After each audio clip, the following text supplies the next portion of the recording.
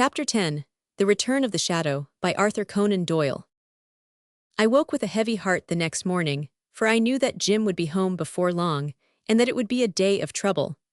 But how much trouble that day was to bring, or how far it would alter the lives of us, was more than I had ever thought in my darkest moments. But let me tell you it all, just in the order that it happened. I had to get up early that morning, for it was just the first flush of the lambing, and my father and I were out on the moors as soon as it was fairly light. As I came out into the passage, a wind struck upon my face, and there was the house door wide open, and the grey light drawing another door upon the inner wall.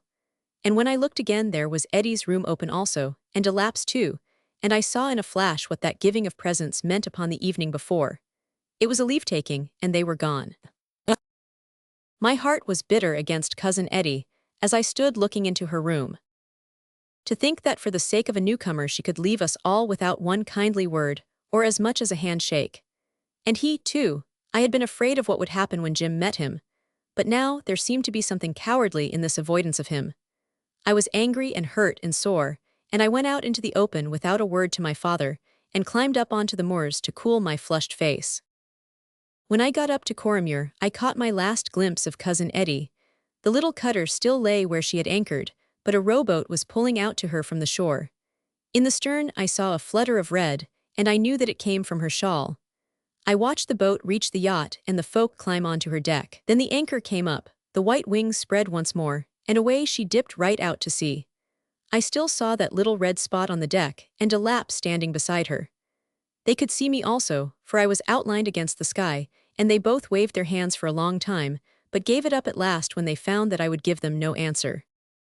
I stood with my arms folded, feeling as glum as ever I did in my life, until their cutter was only a square hickering patch of white among the mists of the morning. It was breakfast time and the porridge upon the table before I got back, but I had no heart for the food. The old folk had taken the matter coolly enough, though my mother had no word too hard for Eddie, for the two had never had much love for each other, and less of late than ever. "There's a letter here from him," said my father, pointing to a note folded up on the table. "It was in his room. Maybe you would read it to us." They had not even opened it. For truth to tell, neither of the good folk were very clever at reading ink, though they could do well with a fine large print. It was addressed in big letters to the good people of West Inch. And this was the note, which lies before me all stained and faded as I write. "My friends, I didn't thought to have left you so suddenly, but the matter was in other hands than mine. Duty and honor have called me back to my old comrades. This you will doubtless understand before many days are past. I take your Eddie with me as my wife, and it may be that in some more peaceful time you will see us again at West Inch. Meanwhile, accept the assurance of my affection, and believe me that I shall never forget the quiet months which I spent with you, at the time when my life would have been worth a week at the utmost, had I been taken by the Allies. But the reason of this you may also learn some day. Yours, Bonaventure de Lissac, Colonel des Voltigeurs de la Garde, et aide-de-camp de SMI 50 Empereur Napoleon. I whistled when I came to those words written under his name, for though I had long made up my mind that our lodger could be none other than one of those wonderful soldiers of whom we had heard so much, who had forced their way into every capital of Europe, save only our own, still I had little thought that our roof covered Napoleon's own aide-de-camp and a colonel of his guard. "So," said I, "de Lissac is his name, and not Delap. Well, colonel or no, it is as well for him that he got away from here before Jim laid hands upon him. And time enough, too," I added, peeping out at the kitchen window, "for here is the man himself coming through the garden." I ran to the door to meet him, feeling that I would have given a deal to have him back in Edinburgh again. He came running, waving a paper over his head, and I thought that maybe he had a note from Eddie, and that it was all known to him. But as he came up I saw that it was a big, stiff, yellow paper which crackled as he waved it, and that his eyes were dancing with happiness. "Hurrah, Jock," he shouted. "Where is Eddie, where is Eddie?" "What is it, man?" I asked. "Where is Eddie? What have you there?" "It's my diploma, Jock. I can practice when I like. It's all right, I want to show it to Eddie." "The best you can do is to forget all about Eddie," said I. Never have I seen a man's face change, as his did when I said those words. What do you mean, Jock Calder?" he stammered. He let go his hold of the precious diploma as he spoke, and away it went over the hedge and across the moor, where it stuck flapping on a whin bush, but he never so much as glanced at it. His eyes were bent upon me, and I saw the devil's spark glimmer up in the depths of them. "She is not worthy of you," said I. He gripped me by the shoulder. "What have you done?" he whispered. "This is some of your hanky-panky." "Where is she?" "She's off with that Frenchman who lodged here." I had been casting about in my mind how I could break it gently to him, but I was always backward in speech, and I could think of nothing better than this. "Oh," said he, and stood nodding his head and looking at me, though I knew very well that he could neither see me, nor the steading, nor anything else. So he stood for a minute or more with his hands clenched and his head still nodding. Then he gave a gulp in his throat, and spoke in a queer, dry, rasping voice. "When was this?" said he. "This morning." "Were they married?" "Yes." He put his hand against the doorpost to steady himself. "Any message for me?"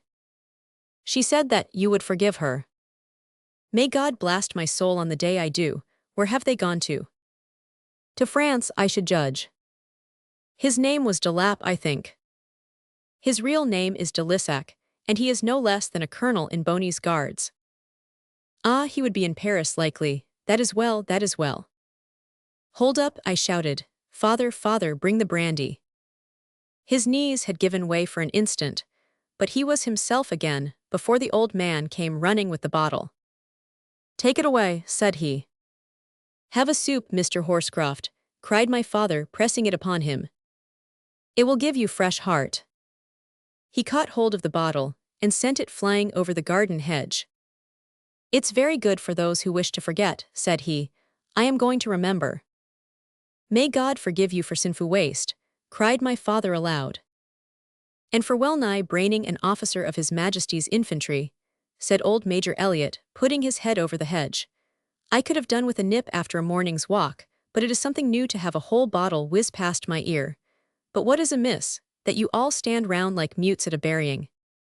In a few words I told him our trouble, while Jim, with a grey face and his brows drawn down, stood leaning against the doorpost.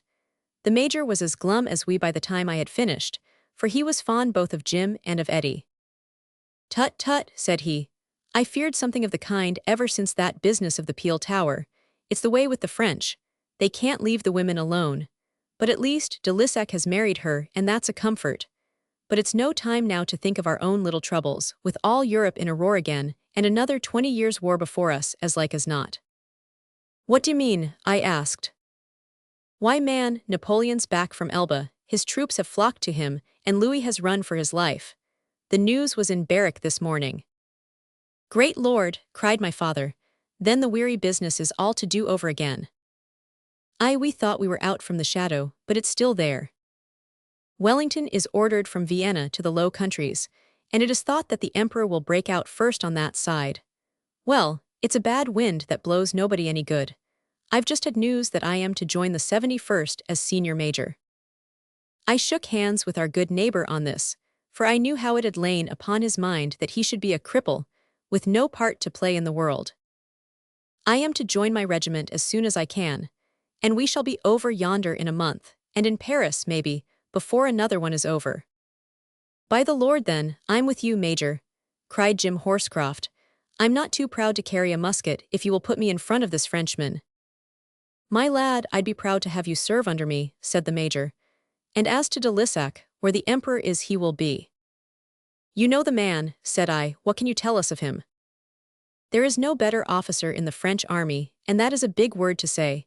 They say that he would have been a marshal, but he preferred to stay at the Emperor's elbow. I met him 2 days before Corunna, when I was sent with a flag to speak about our wounded. He was with Soult then. I knew him again when I saw him."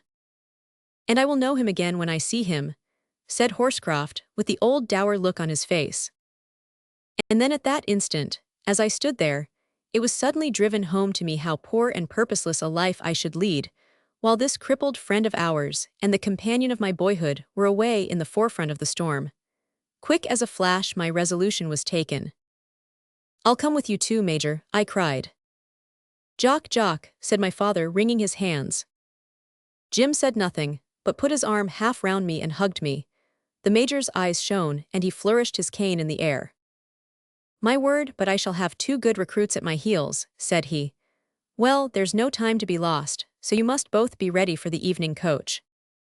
And this was what a single day brought about, and yet years pass away so often without a change. Just think of the alteration in that 24 hours.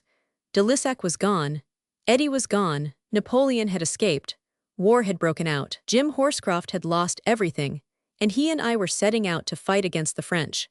It was all like a dream, until I tramped off to the coach that evening, and looked back at the grey farmsteading and at the 2 little dark figures.